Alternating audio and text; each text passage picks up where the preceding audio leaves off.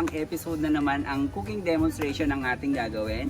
At ngayon is gagawa tayo ng or magluluto tayo ng igado, which is isa rin sa mga specialty dito sa aming probinsya. So ayun, i-share ko lang sa inyo yung recipe ng igado. But before that, before we start, syempre ang ating ingredients muna. So iyan. So bali ito yung ating meat ulit. Bali kinat na natin siya into strips. So we are using the same setting kasi nasa probinsya tayo. So ayan, nasa puno tayo ng santol kung nakikita nyo. At I can feel the breeze na nung hangin. Oo, ayan, mahangin na siya guys. Super perfect. And then, yung ating carrots. Ayan, tapos bell pepper. And then, onion and garlic. Salt.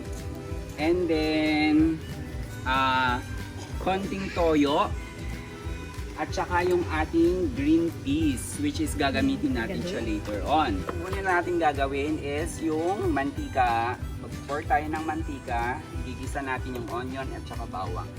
So kung nakikita nyo, meron siyang usok wherein ginagamit pa rin natin yung traditional way na pagluluto dito sa probinsya, which is gagamit tayo ng punong yung kahoy rather. Yan. So ayan, igigisa ko na yung ating bawang sibuyas.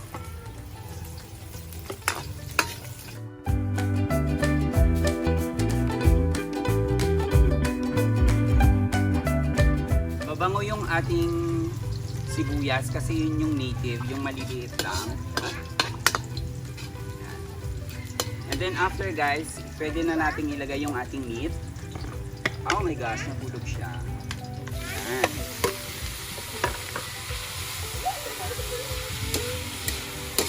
And then, haluin lang natin siya.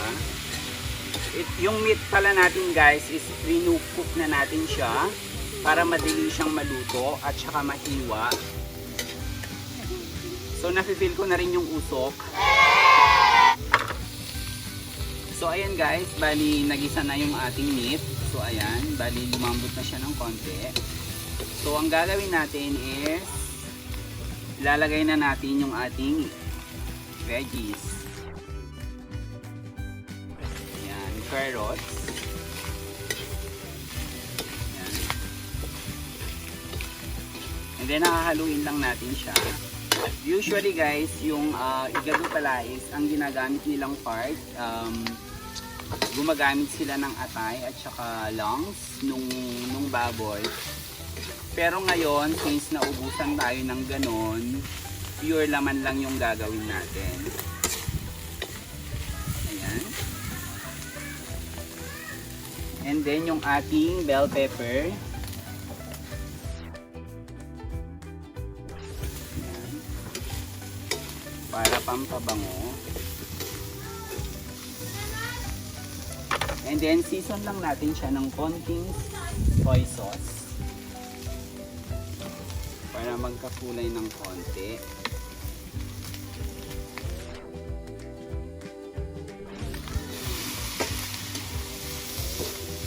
Ayan.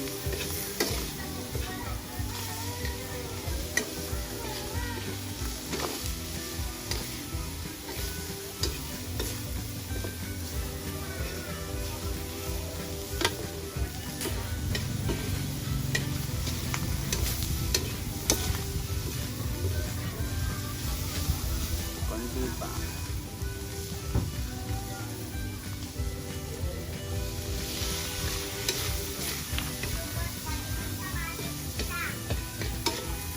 So ayan guys, and then lalagyan natin siya ng konting water.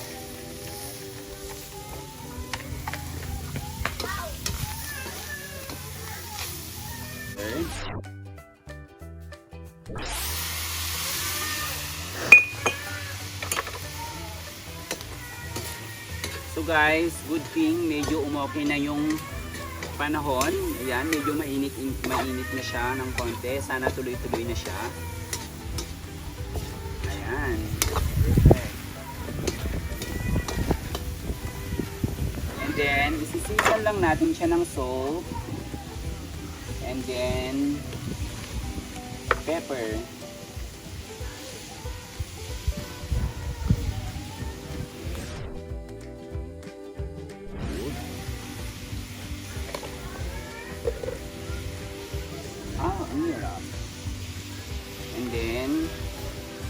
pepper na durog.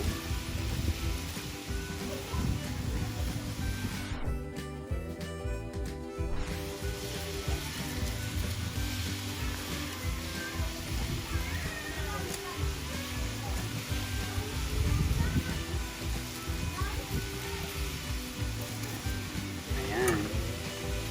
Haluin lang natin siya.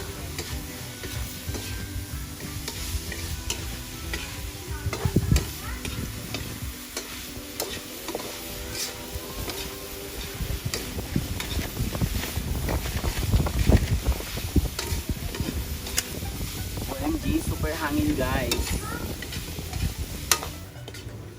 So ayan guys. So medyo paluto na siya. So ngayon, ang last natin gagawin is lagay na natin yung green peas. Ayan.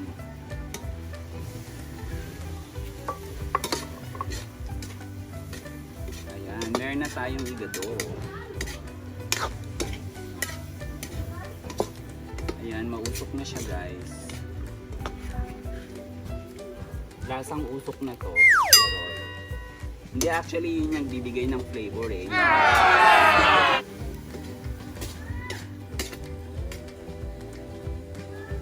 And then pakuluan lang natin ng about 2 minutes. Ayan. And then we're good. So ayun guys, bali titikman na natin siya. Oh my god, I love it. I love the taste. Lasa siyang igado. Charot. So ayun guys. Bali ayun, nakapagluto na naman tayo ng isang lamang recipe dito sa ating special edition wherein dito sa probinsya. So ayan, that's all for now. Please do not forget to like, share, and subscribe to my YouTube channel. Bye bye everyone!